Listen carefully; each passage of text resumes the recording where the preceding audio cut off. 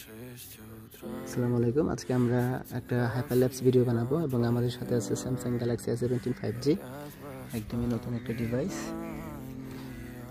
হাইপারল্যাপস ভিডিওটা মূলত ক্যামেরাতে যাওয়ার পর আমরা মোর সেটিংসে গেলে পেয়ে যাব হাইপারল্যাপস। খুব সুন্দর ভিডিও বানানো যায়। আমরা আজকে একটা ভিডিও বানাবো এবং সেটা সবাইকে দেখাবো।